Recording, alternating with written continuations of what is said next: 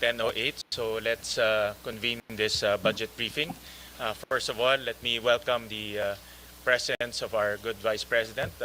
Good morning, Madam Vice President, and of course to the team of the Office of the Vice President. Magandang umaga po sa inyo lahat. Welcome to the Senate.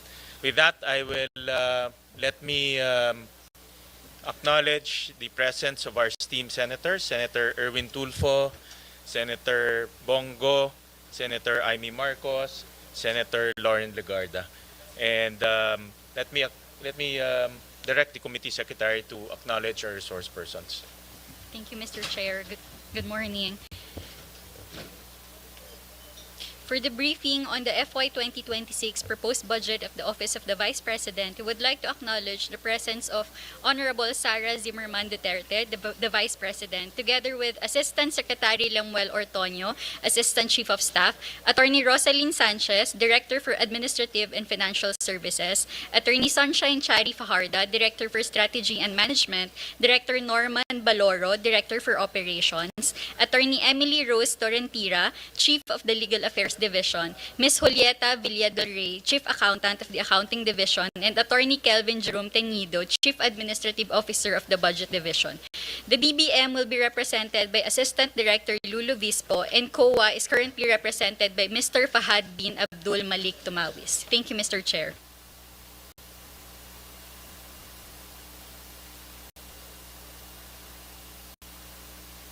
Right. Thank you, Comsec. And with that, we would recognize the Office of the Vice President to present their budget. Thank you, the Honorable Sherwin Gatchalian, the Chairperson of the Committee on Finance of the Senate of the Philippines. Assalamualaikum warahmatullahi wabarakatuh. Madayaw, mayong adlaw, kaninyong tanan. Magandang araw sa inyong lahat. The Office of the Vice President stands resolutely as a people's institution. Despite challenges, nothing has so far been insurmountable enough to take OVP off its track, derail its course, or completely incapacitate the institution and stop it from serving the interests of the people. The establishment of 10 OVP satellite offices and an extension office in Tondo, Manila has been pivotal in bringing the national government closer to underserved communities across the country with timely and significant government interventions. These offices enhance the efficiency and effectiveness of OVP services, ensuring that help reaches those who need it most. We request the Secretariat to play the AVP presentation prepared by the office.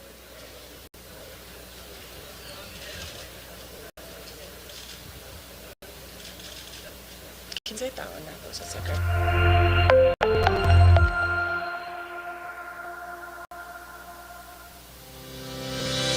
Behind every milestone are the stories of countless Filipinos whose lives have been touched by the Office of the Vice President. We are committed to bringing tangible change directly to those who need it most. Recognizing that peace is built on hope and opportunity, the OVP made the strategic decision to bring its Pagbabago program to Patikul Sulu, a former battleground. Mahirap talaga noon. Karanas kami sobra. Pati yung naghanap buhay, sobra talaga ang naranasan namin. Pero iba na ngayon. Maganda na yung sitwasyon natin ngayon. Nakabalik na kami dito. By providing students with the tools they need to succeed, the OVP empowers them with a sense of dignity, inspiring them to learn and giving them a renewed sense of hope for their education and their future. The Pagbabago campaign is a two-pronged investment in our future. We have distributed over 400,000 bags and planted close to 1 million trees across the country. Our operational excellence and financial discipline ensure every peso counts. The women of Barangay Adia received a 150,000 peso grant and generated a remarkable profit of 102,000 pesos in just 4 months.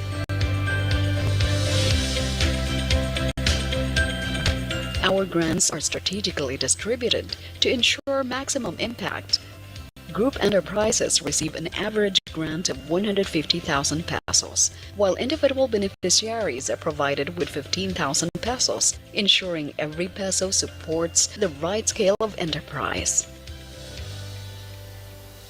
Madami na pong mga gobyerno na nakaupo, wala pa hong nag-alok sa samahan ng mga kababaihan. Nawa po ay marami pa po kayong matulungan ng mga samahan katulad po ng aming samahan. For many survivors of Typhoon Yolanda, a new home came with a new challenge, the daily struggle of commuting. The OVP's Libreng Sakay bus was the answer. Libreng Sakay alleviates the financial burden on working Filipinos and gives them back a sense of comfort and safety. Ay naku, napakalaking tulong ho. Napakalaking ginawa, especially sa mga estudyante pa rin. Katulad ko, meron akong high school. Mag-high school ngayon, nakasakay ng libre na. Since 2022, the Libreng Sakay program has provided over 2.5 million free rides.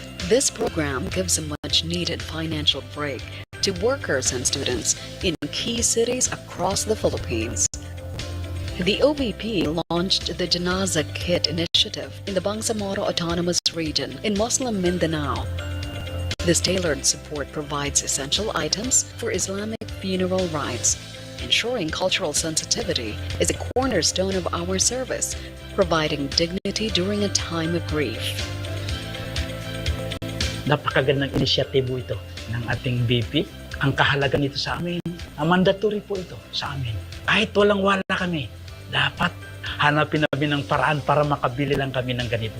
Kaya kung may ganito na, ay naku, alhamdulillah, napakalaking tulong po sa amin. Kasi hindi na po kami maghihirap. Our medical and burial assistance programs have provided a lifeline for Filipinos in their time of need.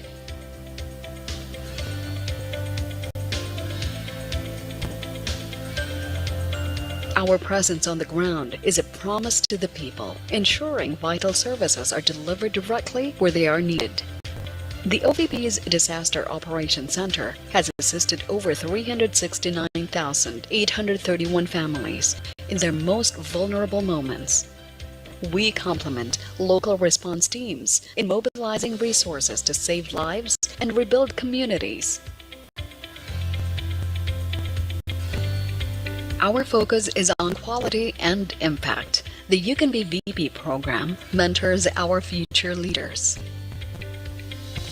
The Kalusugan food truck delivers hot meals to frontliners.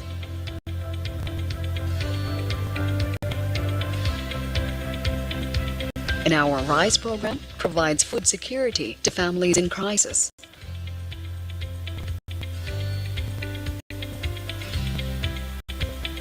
These achievements are not ours alone. We work hand in hand with government agencies, LGUs, NGOs, and the private sector, leveraging resources for a broader, more sustainable impact. Our commitment is embodied by our 10 satellite offices, strategically located across the archipelago, ensuring that Filipinos in remote areas receive timely and accessible services. The Office of the Vice President remains steadfast in its mission to serve, to uplift, and to empower every Filipino. Together, let us work towards a stronger, more resilient, and more inclusive nation.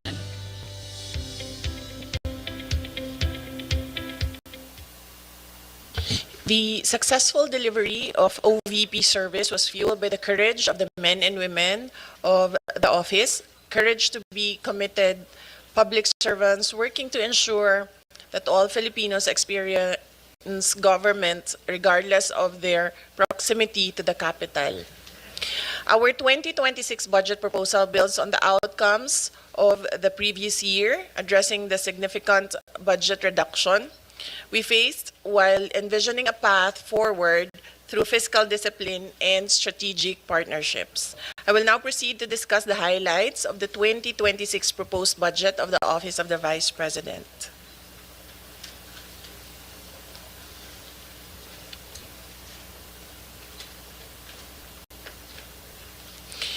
Good morning, everyone. Presenting the highlights and salient features of the OVP budget under fiscal year 2026 National Expenditure Program, or the NEP.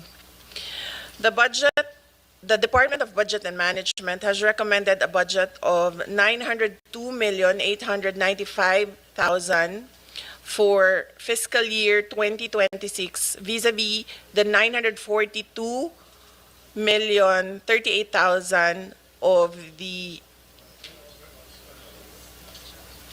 proposal of the Office of the Vice President. The amount recommended is 21.33 higher than the fiscal year 2025 budget as appropriated.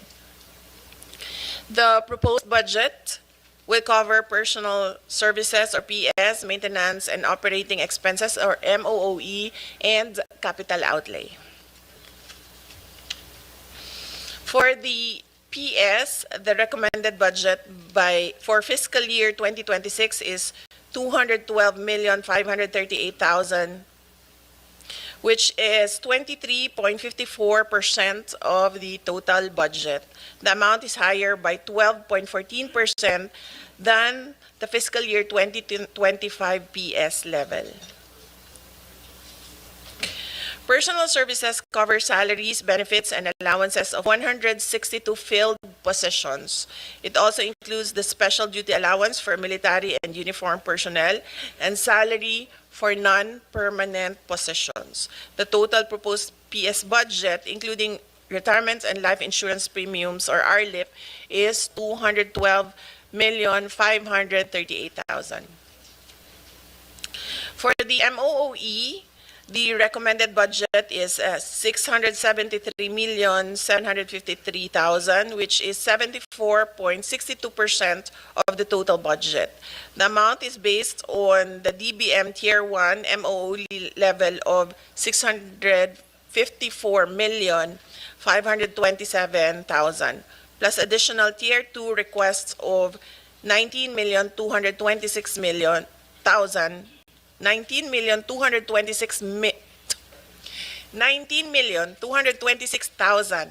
for the information and communication technology or ICT related expenses in line with the DICT endorsed Information Systems Strategic Plan or ISSP. The MOOE includes the allocations of the following: supplies and materials, as well as financial assistance subsidies, which are intended for goods and grants that will be directly received by the OVP target beneficiaries or clients. Travel and representation expenses to support the operational needs of the OVP in implementing its programs and projects, including its ceremonial and executive functions. And for the provisions of professional services and rent lease expenses to cover the service fees of contract of service personnel, IT-related consultancy services as per the ISSP, and the operational needs of OVP central and satellite offices. As for the capital outlay, the total budget is 1.84% of the total recommended budget, or equivalent to 16.6 million. The recommended capital outlay covers the procurement of various information and communication technology outlays consistent with the ISSP. By appropriation source, the amount under agency-specific budget is 889,236,000 and 13,695,000 under automatic appropriations for the RLIP.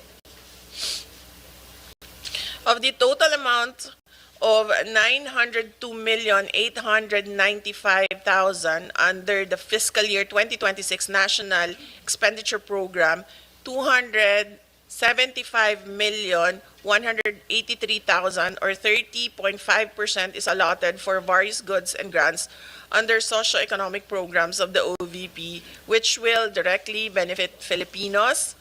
This excludes the logistics and other costs which are necessary to implement the programs. This is presenting the comparative budget of the OVP from 2020 to 2025 under the GAA and 2026 under the NEP. So in 2020, the budget was 708,019,000. In 2021, the budget was 908,790,000. In 2022, the budget was 713,408,000. In 2023, the budget was 2,356,614,000. And in 2024, the budget was 1,885,462,000. In 2025, the budget was 744,146,000. And currently, for 2026, under the NEP, it's 902,895,000. So this is the chart, the graph of the comparative budget. Prior to fiscal year 2023, the OVP's budget ranged from 700 to 900 million, and it was only in fiscal year 2023 and 2024 that the budget exceeded 1 billion pesos, primarily due to increased allocations for financial assistance and subsidy to support the provision of medical and burial assistance.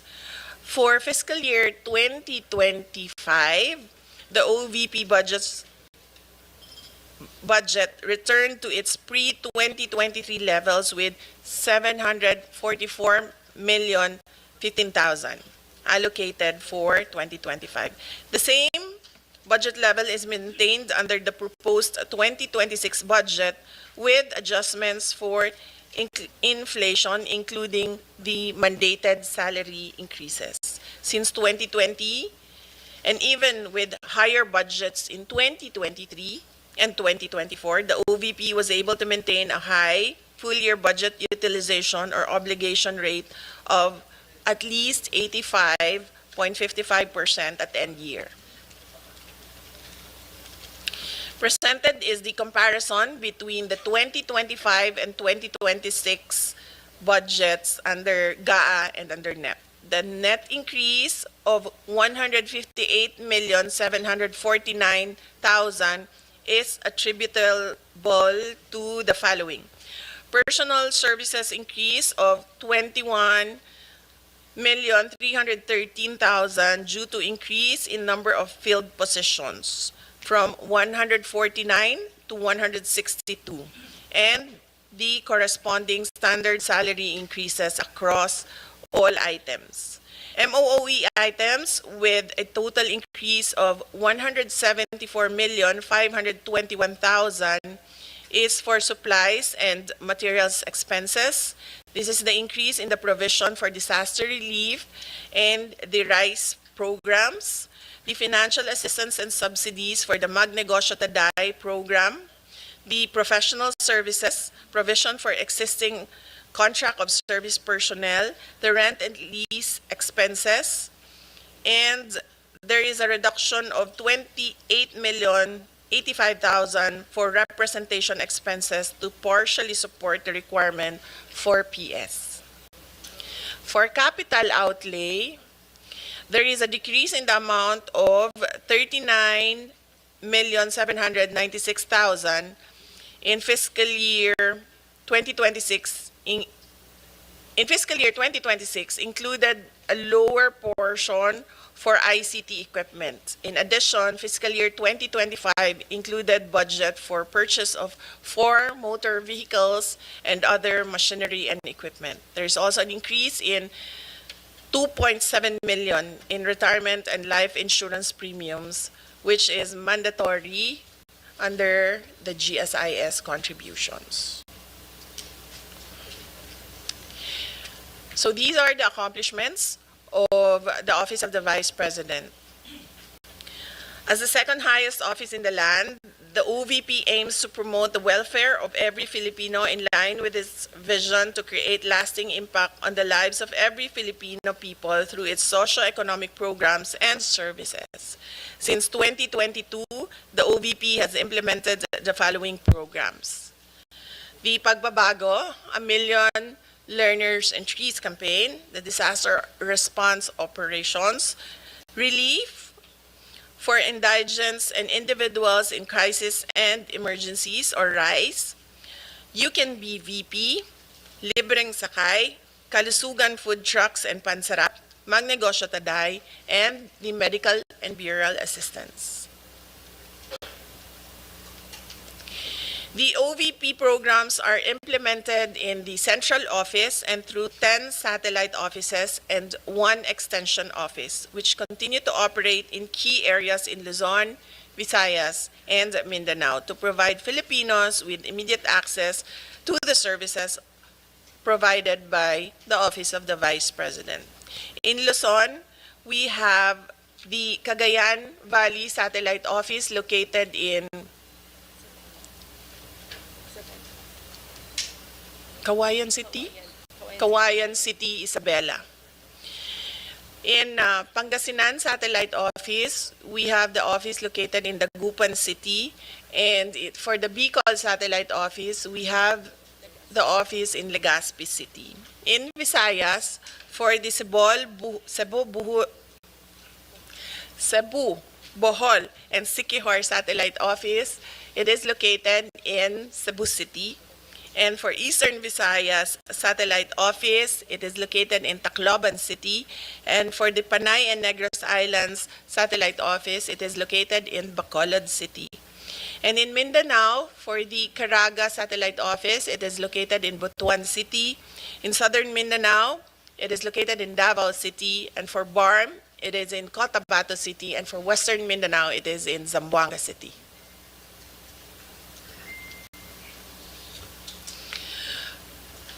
For fiscal year 2024, the OVP had a target of 1,013,620 beneficiaries for all the programs and a total of 1,780,079 individuals and groups were served. The high performance was achieved with the help of 470 strategic partnerships that were established with government agencies, civil society organizations, medical institutions, and other external stakeholders. Likewise, the OVP successfully implemented 99% of all planned projects and achieved a high average satisfaction rating of 98% for its services, including the requests acted upon within the standard processing time. Finally, the office completed a total of 490 engagements with partners and stakeholders.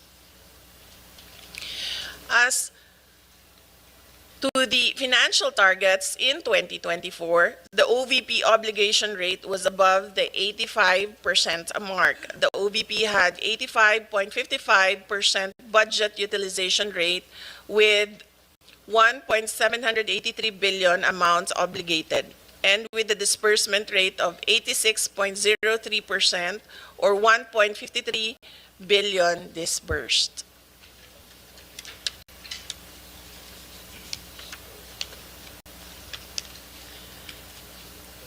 For fiscal year 2025, the OVP has continued the implementation of its flagship programs designed to provide the Filipino people with access to basic social services, with a target of 1,047,935 beneficiaries for the year, a total of 595,757 individuals, or 57% of the target were served across all OVP programs and services during the semester. The OVP has also established 242 partnerships to support the development and implementation of its various initiatives.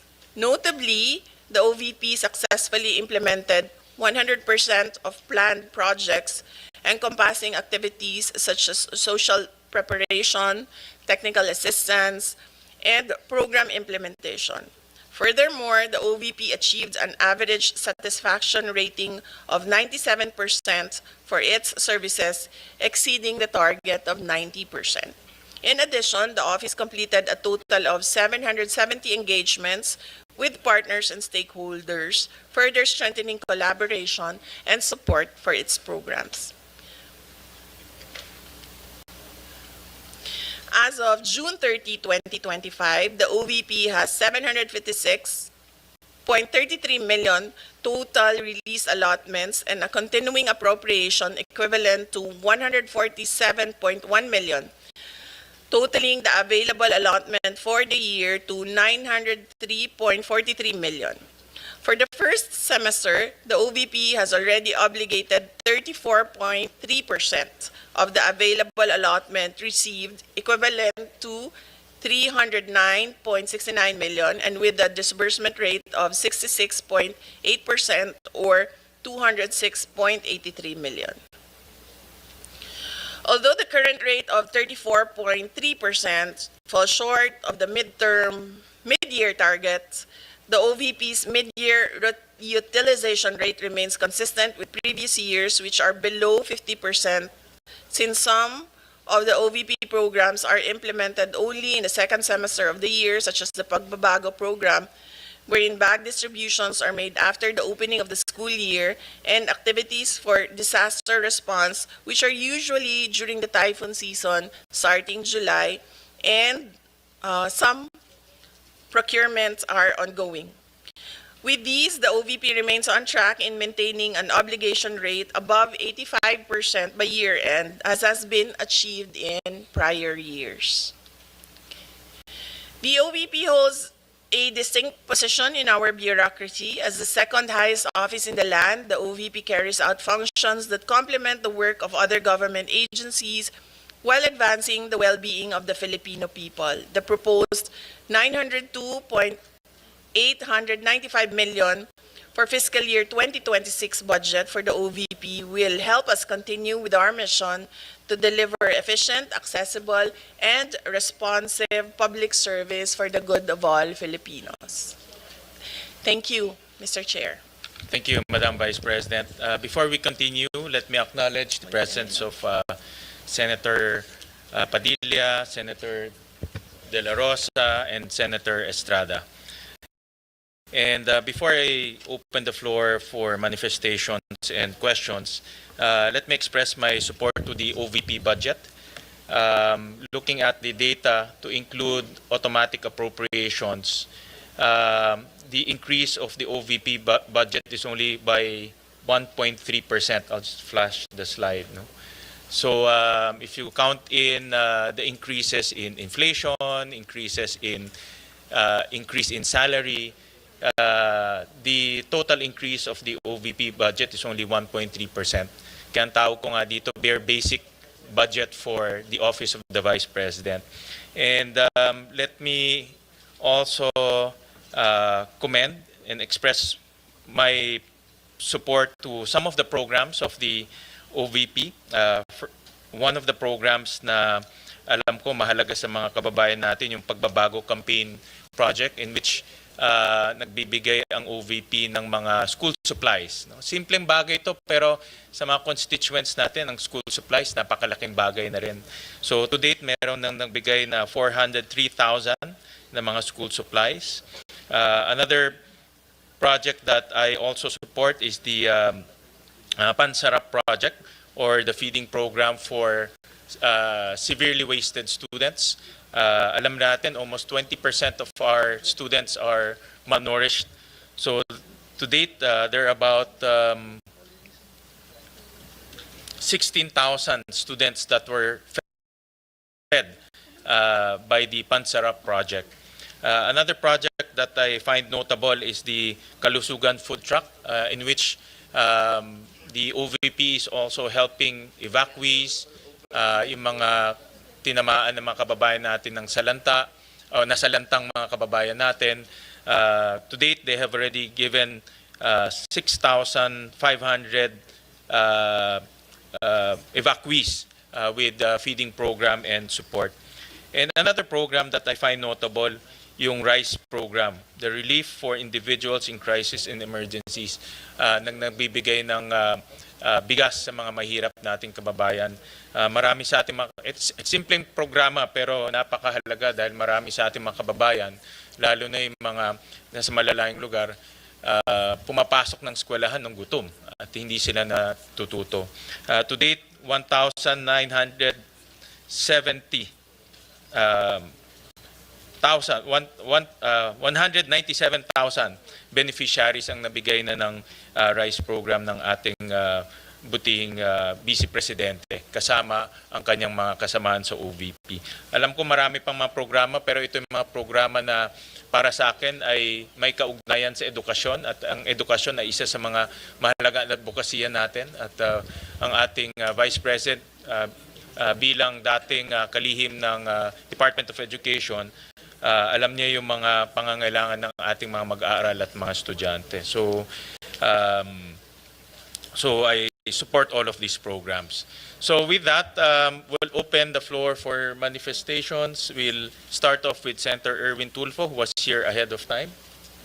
Thank you, Mr. Chair. My question now is, I noticed that from 942 million, binawasan po ito in-slash ng 902.8 million na lamang, nawala po yung 39.143 million. Ang tanong ko po ngayon, Mr. Chair, ano po mga proyekto o programa na maapektuhan po nito, ito pong slash po ng 39.143 million, Mr. Chair?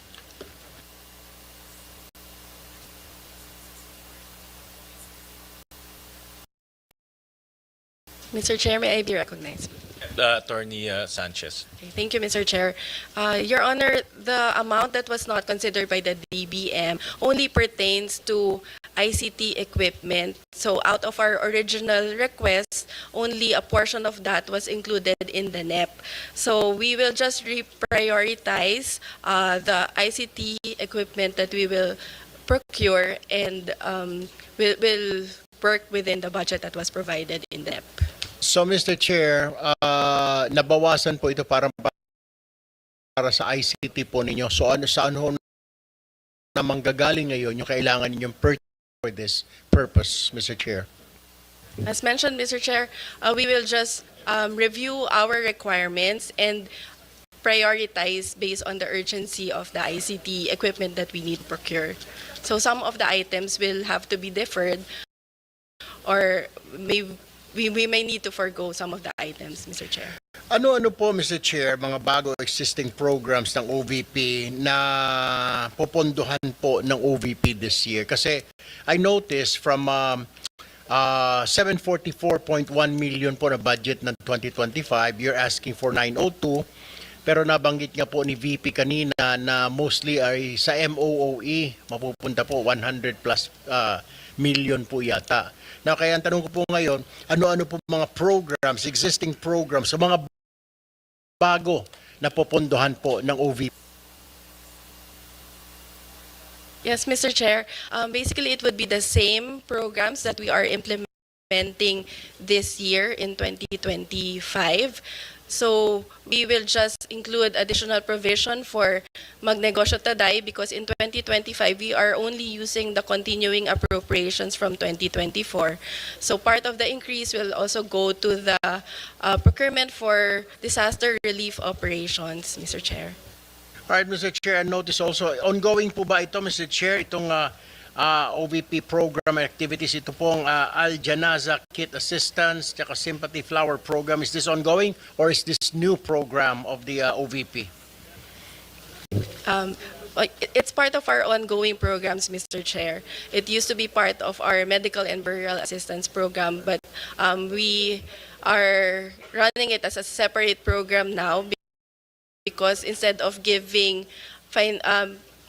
monetary grants, we provide a kit, Al-Janasa kit, Mr. Chair. Mr. Chair, I just noticed, kasi po, like I have an office at Zamba Sultan, Zamboanga City. Yung mga kababayan po nating Muslim, pag may burial po, hindi naman po sila gumagamit na ataol, kundi naghihiram na lang po ng sasakyan, which I provided my office there in Zamba Sultan, Zamboanga City. Halos everyday po, hinihiram po ng mga kapatid nating Muslim para maisakay po yung bangkay, para mailibing. Pero maganda pong programa itong Al-Janaza Kit Assistance and Sympathy Flower Program. My last question, Mr. Chair, Kung meron pong dapat i-prioritize ng committee na ito, ano po ang mga dapat dagdagan na pondo? Saan, Mr. Chair? Ms. Sanchez, before you respond, let me recognize the presence of our Majority Leader, Senator Zubiri. Yes, Mr. Chair, that would be the disaster relief operations. Since that is the second highest requested but assistance from the Office of the Vice President after the medical and burial assistance. That's all from me, Mr. Chair. Thank you po. Thank you, Senator Tulfo. Next will be Senator Go. Mr. Chairman, Yes. before we recognize the other members of the Senate, I know many of you just want to make manifestations. We have parliamentary courtesy here when usually in my how many budgets that I've handled, I've been to almost 23 budgets already.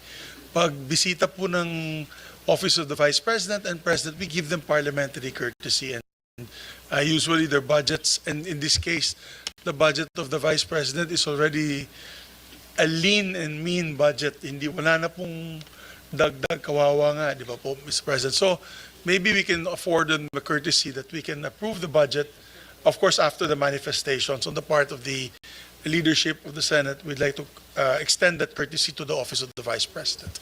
Yes, Mr. Chair, also on the Mr. part Chair. of the minority, we also Senator we would like to be associated with the motion of the majority leader.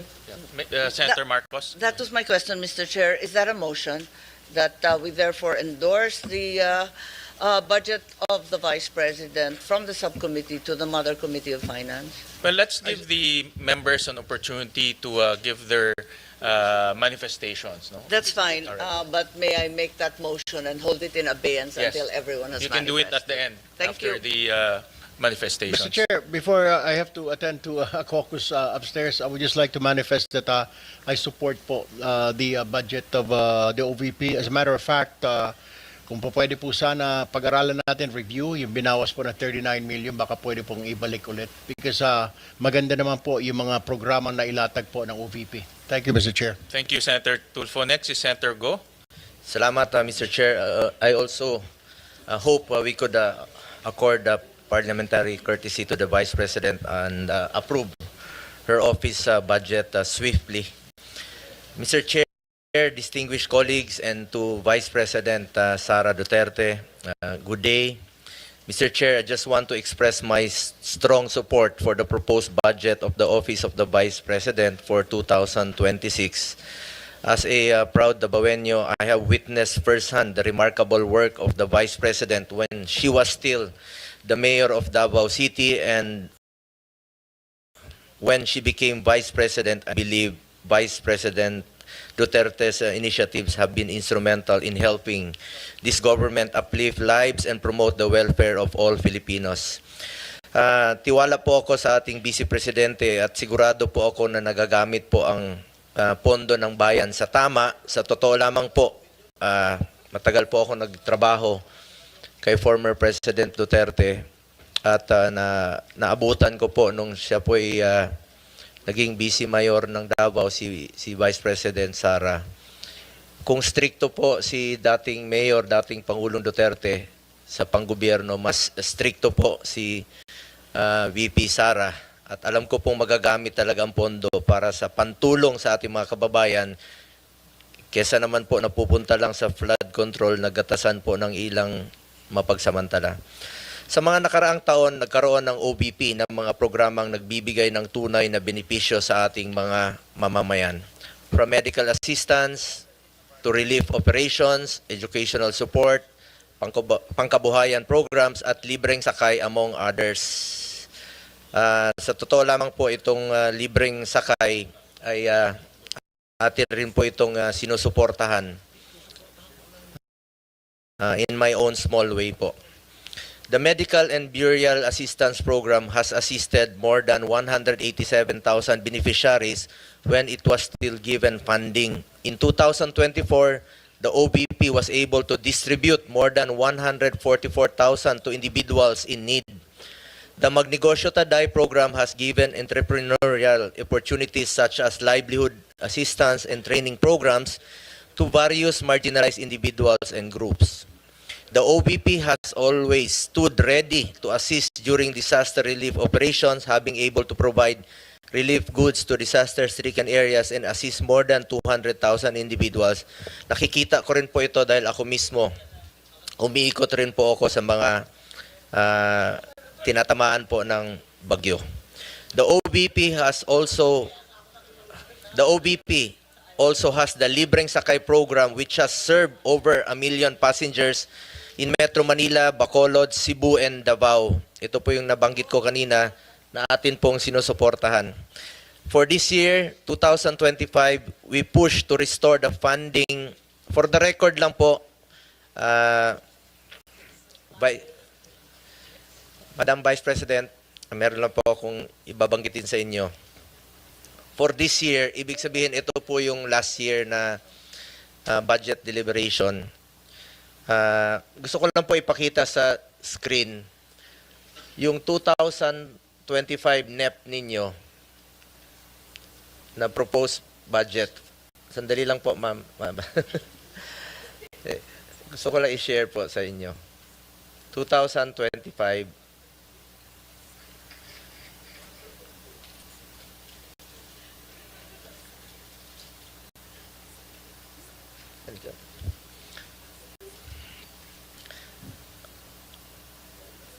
Hindi, yung 2000 NEP. Saan na yan? Ayun. Yung 2025 na NEP ninyo, yun po yung proposed budget ninyo for this year sa 2025. Pagdating po rito, after the GAB, ibig sabihin, after dumaan po sa lower house, ginawa pong 733 million. So, ibig po sabihin na nabawasan po pagdating dito sa Senado. Ito po yung sa 2025. We push to restore the funding for socio-economic programs of the OVP, which was cut by the lower house. Dahil alam natin na malaking tulong po ito sa mahalagang programa po ng OVP na may direktang benepisyo sa ating mga kababayan. From the proposed 2 billion in the NEP, the OVP only received 733 million in the 2025 GAA.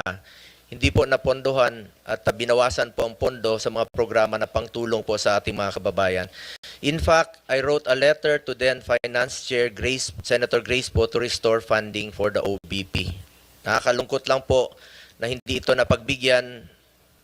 Majority rules dito at minsan po'y small bycam po ang nagdi-decide. Marami po sanang matutulungan ito kung na-approve po itong budget. Ma'am, ayan po yung sulat ko for yung last year po. Sa totoo lang po, inihalal po ang Vice President hindi lamang para umupo sa pwesto at maging spare tire.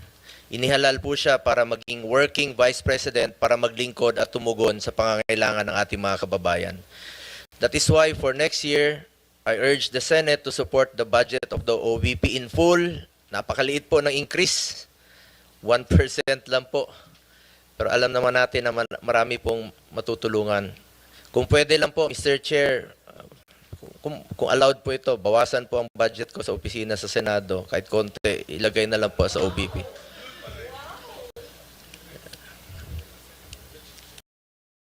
Mr. Chair, lahat tayo na public servants. We are meant to serve the Filipino people. Basic mandate po ang tumulong, lalo na po sa mga nangailangan ng social services. Nakikita ko po yan, mahaba po ang pila sa kanyang mga satellite office. We must further empower and help BP's office to respond to the needs of the Filipino people, especially muli ko pong ipahayag ang aking support.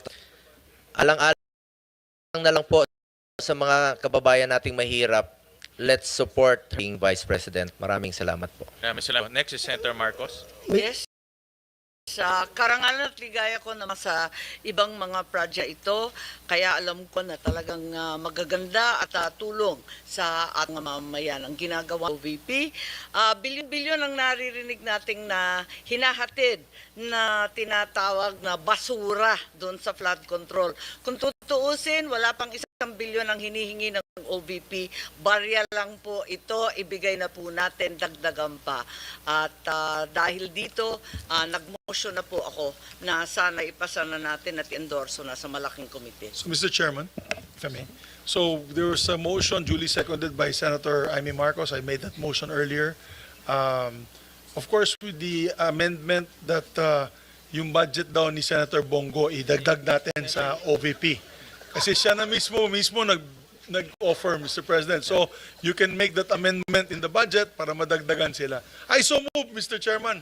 Second the motion, Mr. Chairman. Senator Padilla, do you have any manifestation? Before I act on that, I know that you have my manifestation. Maraming salamat po. Sinusundan ko na po ang silambit ni Senator Marcos at si About Senator Subiri. Yeah, thank you. Senator Estrada, before I act on the motion, Well, first of all, I Second. fully support the budget of the Office of the Vice President. And then I would like to associate myself again with the statement of Senator Bongo. Total naman, meron nagsabi ni isang senador na malaki insertion natin. Ibigay na natin sa Office of the Vice President para maging working Vice President siya. Thank you for that manifestation. There's a motion made by our Majority Leader and Senator Marcos, duly seconded by Senator Bato, Senator Padilla, Senator Estrada. Is there any objection? Hearing none, the budget of the Office of the Vice President is now deemed submitted for plenary's consideration. So, congratulations. Thank you very much, Madam Vice Mr. President. Chair, and thank you, members of the Senate. Maraming salamat. Thank you. This budget briefing is hereby suspended.